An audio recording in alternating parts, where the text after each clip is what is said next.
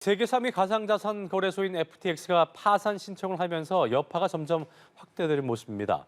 비트코인 등 가상화폐 값이 급락하고 다른 거래소까지 위기가 확산할 조짐을 보이면서 코인판 리먼 사태라는 표현까지 나오고 있는데요. 국내 영향은 어떨지 관련 내용들 김대호 경제학 박사와 자세히 짚어보도록 하겠습니다. 어서 오십시오. 네, 반갑습니다. 예. 자, 지난 주말부터 좀 문제가 됐던 것 같습니다. 세계 3위 규모의 가상화폐 거래소죠. FTX가 드디어 파산 신청을 했는데 부채 규모가 어마어마합니다. 500억 달러였고 채권자는 10만 명에 이르고 있는 상황인데 더 큰 문제는 개인 투자자들이 한 푼도 이제 건질 수 없다. 이런 전망이 나오고 있더라고요. 예, 지금 파산을 신청을 했는데 그게 이제 법원에서 어떻게 받아지느냐에 따라서 개인 투자자들의 자금 환수, 자산 환수 여부가 달려 있겠습니다만은 예. 통상의 경우에는 파산 신청을 받아들여도 돈을 못 받고 예. 또 현재 FTX라는 이 가상자산 거래소 예. 이게 신고한 빚만 66조 원이거든요. 근데 남아있는 자산은 현재 거의 없단 말이죠. 그러니까 현재까지 나타난 상황으로만 놓고 본다면 이 FTX의 가상자산을 맡겨놓고 있는 사람들이나 투자해놓고 있는 사람들은 돈을 못 받게 될 가능성이 매우 큽니다. 그 문제뿐만이 아니라 지금 그 66조 원 또는 그 이상의 돈을 못 받게 되면 그 투자자들이나 또 가상자산 보유자들 또 대출자들 입장에서는 돈이 돌지 않기 때문에 본인이 보유하고 있는 다른 가상자산을 팔아서라도 현금을 마련해야 되는 그런 문제가 생기고요. 또 가상자산 아니면 현찰이라도 끌어와야 되기 때문에 바로 이런 면에서 리만 브라더스 사태의 재판이 될 수 있다라는 그런 우려가 나오는 것이죠. 이 리만 브라더스라는 것은 리만이라는 형제가 2007년도에 미국에서 서브프라임이라는 신용도가 낮은 정권에 집중적으로 투자를 했는데 그게 이제 부도가 나는 바람에서 돈을 못 갚게 되니까 예. 바로 여기서 파산 신청을 했고 리만 브라더스에 빌려준 돈, 투자한 돈을 돌려받지 못하는 사람들이 한꺼번에 뱅크런에 나서면서 미국 금융 시스템이 무너졌던 것이거든요. 예. 뭐 그런 점에서 뉴욕 정치 일각에서는 리만 브라더스의 재판이 되는 것이 아니냐. 이제 이 과연 FTX라는 회사가 과연 어느 정도의 부실을 야기했느냐. 예. 거기에 따라서 사태의 파급 효과는 달라지겠습니다만은 조금 안정 기미를 보이려고 하던 미국의 소비자 물가 지수가 7.7%대로 조금 떨어지면서 훈풍이 닥치려고 하던 이 와중에 FTX가 그야말로 찬물을 끼얹는 그런 지금 형국입니다. 그렇군요. 이게 보니까 아까 이제 66조 원이 이제 많은 투자자들이나 그 투자한 분들이 이 돈을 돌려받지 못하게 될 경우에 또 유동성 위기에 빠질 수가 있게 되고 전반적으로 다른 또 가상화폐를 또 팔아서 현금을 만들려면 이게 연이어서 이제 다른 가상화폐 거래소에도 영향을 미칠 수 있다 이런 우려가 나오고 있던데 보니까 우리나라 기업 중에 컴투스라고 해서 여기도 이제 국내 이용자 수가 10,000명 넘는 기업인데요. FTX의 자체 가상화폐를 상장했었기 때문에 손실이 불가피하다 이런 목소리가 나오고 있던 것 같더라고요. 일단 FTX 이런 파산 신청으로 인한 컴투스의 경우처럼 국내 피해 규모부터 좀 짚어볼까요?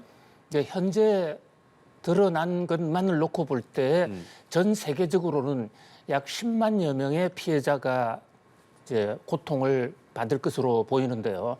그 중에서 우리나라의 관련자는 약 한 10,000명 정도로 추산이 되고 있습니다. 예. 불행 중 다행이라고나 할까요? FTX가 한국 내에서 직접 가상 자산 거래소를 운영하지는 않았습니다. 그랬군요. 그래서 좀 다른 가상자산 거래에 비해서는 규모가 큰 데 비해서 우리나라 투자자들은 상대적으로 좀 적은 편인데요. 그렇군요. 그런데 이제 문제는 이 컴투스라는 게임 회사죠. 예. 이 컴투스라는 회사가 지난달에 엑스플라라는 가상자산을 새로 출시를 했습니다. 네. 근데 그것을 이제 거래를 해야 되고 상장을 시켜야 되니까 바로 FTX 거래소에 가서 상장을 했거든요. 네. 근데 그것을 거기에 묶여 있는 거 그대로 파산 신청이 받아들여지게 되면 한 푼도 돌려받지 못하게 되는데 그렇죠. 그 컴투스의 엑스플라 이 가상자산의 상당 부분은 그 소유권이 국내 투자자에게 넘어가 있거든요. 그렇다면 현재로서는 받지 못하게 될 우려가 상당히 커졌다. 이렇게 볼 수가 있죠. 현재 컴투스에서는 FTX하고 어떻게든 협상을 해서 우리가 맡긴 돈이니까 돌려 찾도록 노력하겠다. 받아내겠다. 그리고 만약에 찾지 못하더라도 여러 가지 방안을 통해서 투자자 보호를 하겠다고 지금 다짐은 여러 번 하고 있습니다만은 투자자들 놀란 가슴은 그렇게 쉽게 진정이 안 되고요. 이 컴투스라는 회사는 우리나라 증권시장에 상장된 기업이거든요. 그렇죠. 지금 주가가 대폭락하고 있습니다. 참고로요, 이번 이 FTX의 부채 66조 원이 주로 어떻게 생기는 것이냐면요. 우리가 일반 주식을 사게 되면 증권거래소를 통해서 주식을 사고 팔지만은 내가 보유하고 있는 주식은 예탁결제원이라는 쪽에 따로 들어가서 보관이 됩니다. 예. 따라서 증권거래소가 망해도 내 자산이 달아나지는 않거든요. 예. 그런데 문제는 가상자산의 경우에는 이런 예탁결제원 시스템이 없고 가상자산 거래소에 지갑 형태로 들어가 있단 말이죠. 네. 월리트 지갑 형태로 들어가 있는데 네. 그것을 이제 회계장부상 가상자산 거래소 입장에서는 돌려줘야 될 돈이니까 그걸 부채로 잡고 있는 겁니다. 그 부채 규모가 60조가 넘어간다는 얘기고요. 또 지금 막 들어온 뉴스에 따르면 파산하기 바로 직전에 대규모 해킹이 들어와서 이 FTX 거래소에 있는 많은 가상자산을 국제 해커 조직들이 대거 빼가버렸다는 그게 겁니다. 금액이 한 8,700억 정도 된다고 예, 하더라고요. 현재 드러난 것만요. 드러난 것만. 그렇게 되니까 이것은 만약에 가상자산 회사가 정상화되더라도 돌려줄 돈이 없게 되는 것이고요. 또 그 밖에도 이 가상자산 회사가 FTX를 만든 사람, 아마 가상자산 하는 사람들은 다 알 겁니다. 이 뱅크맨이라는 유명한 사람이 있습니다.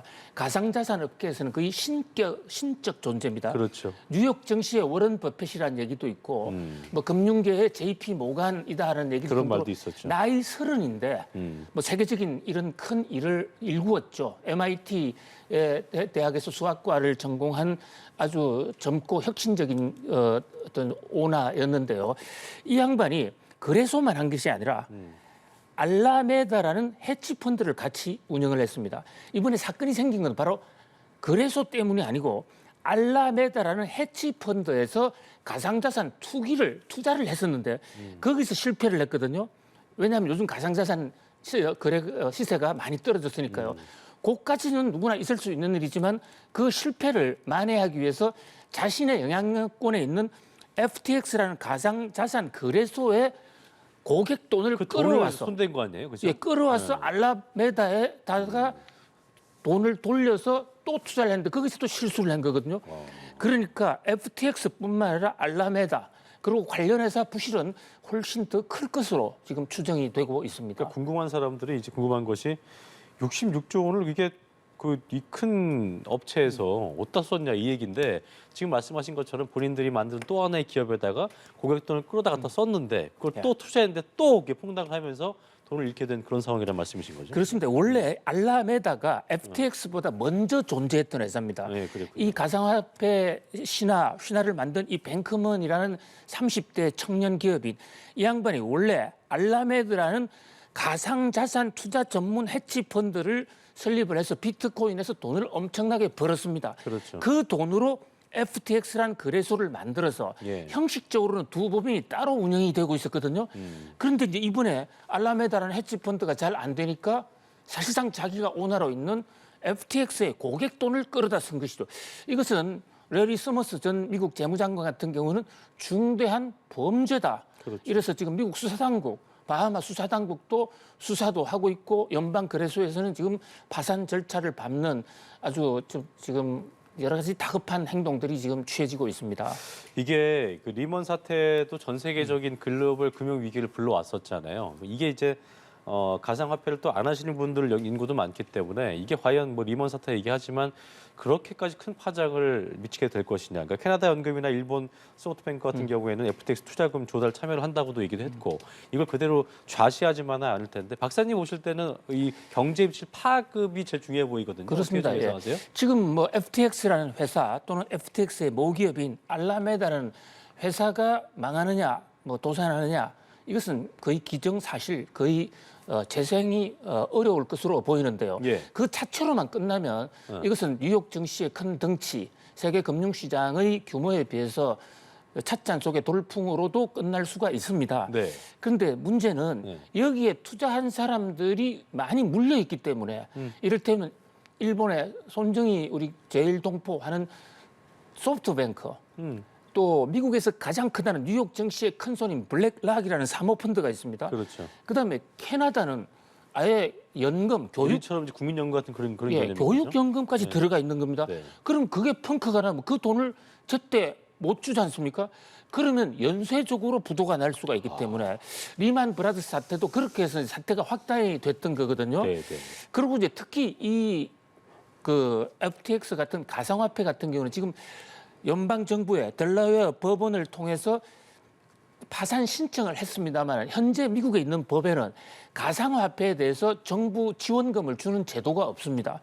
그렇기 때문에 피해 규모를 축소하는 게 그렇게 쉽지는 않을 것으로 보여요.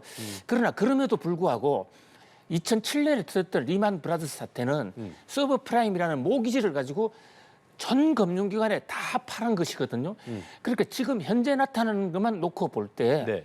그 파급의 순환 고리가 네. FTX는 당시 리만 브라더스보다는 훨씬 적은 것으로 추정이 돼요. 그 고리의 숫자는. 예. 그렇죠. 그러나 앞으로 저게 더 이제 숨어 있는 그런 비밀 장부 이런 그러니까요. 것들이 나와서 더 규모가 커질 수는 있지만 현재로서는 뭐 세계 금융을 근본적으로 뒤흔들 정도는 아니다. 그러나 이게 가상화폐 시장의 신용도, 신뢰도를 급격히 떨어뜨릴 수 있고 지금이라도 이 FTX뿐만 아니라 다른 가상자산 거래소에 투자하는 사람들도 지갑에서 빼놓는 게 좀 더 안심이 될 거거든요. 일단 시장의 안정성이 좀 확보될 때까지는. 그렇습니다. 그렇죠. 그런데 현재 지금 가상자산 시장은 그것을 안정성을 담보할 어떤 금융 시스템 이런 게 갖추어지지 않고 있다고요. 그렇죠. 그래서 이번 기회가 가상자산 시장에도 상당히 중대한 위기가 될 수 있다. 이런 면에서는 지금 뉴욕 증시가 상당히 주목하고 있습니다. 알겠습니다. 자, 지켜봐야겠고요. 올해 원유값이 좀 큰 폭으로 오르면서 이게 그러니까 궁금해하시는 분도 계시더라고요. 원유값이 오르는데 우유값은 왜 오르는 거야? 뭐 이런 얘기 하시는 분이 계신데 원유값이 크게 오르면서 그 이제 원유 이제 그 원유가 아니고 이제 그런 이제 우유의 원유인 건데 네. 우유값이 현실화하고 있는 상황인데 보니까 이번 주 목요일부터 우유 제품 값이 5% 많게는 10% 정도 오른다면서요? 예, 저도 깜짝 놀랐습니다. 네. 원유값이 오르는데 왜 우유값이 오르나? 네. 자, 이 원유는 두 가지가 있습니다. 이 원천이라는 원자에다가 유자가 한자로 두 가지. 하나는 우리가 얘기하는 기름, 오일이라는 뜻의 그렇죠. 예. 석유를 얘기할 때 유자가 있고요. 또 하나는 소젖, 젖 유자가 있거든요. 현재 지금 앵커님 말씀하시는 그 원유는 소젖, 그렇습니다. 우유가 되기 전에 원래 상태에서 소젖. 예. 이 소젖 가격이 최근에 많이 올랐거든요. 그렇습니다. 그러다 보니까 그 소젖을 들여다가 우유를 만들어야 되는데 우유값이 그 서울 우유 같은 데 6%지만 또 다른 회사 같은 데는 10%까지 가뜩이나 지금 물가가 치솟고 있는 와중에 우유값이 오릅니다.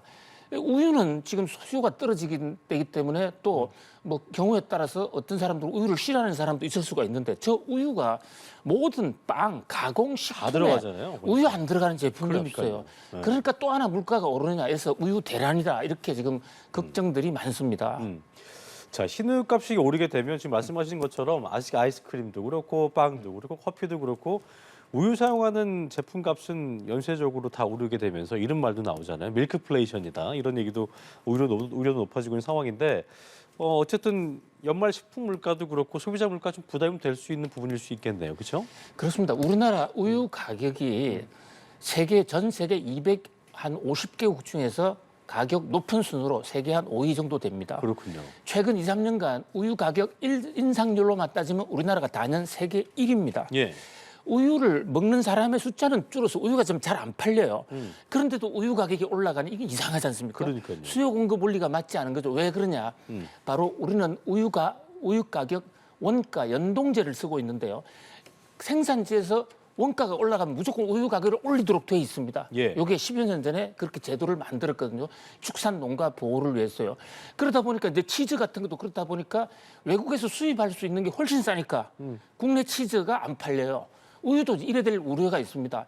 그래서 정부가 이 낙농진흥회를 통해서 원유값을 우유로 전환할 때 그 비용을 좀 조절하려고 좀 덜 올리려고 많이 노력을 했습니다. 그런데 다 실패했어요. 그랬군요. 또 물가 인상을 자제하려고 많이 노력했습니다만은 일단은 실패했는데 우리 장기적으로 유가 원유와 유가와의 그 가격 상관관계 여기에 대한 원유가 연동제를 비롯한 각종 시스템에 대한 종합 점검이 있어야 될 것으로 보입니다. 알겠습니다. 지금까지 관련 내용들 김대호 경제학 박사와 짚어봤습니다. 오늘 말씀 고맙습니다. 고맙습니다.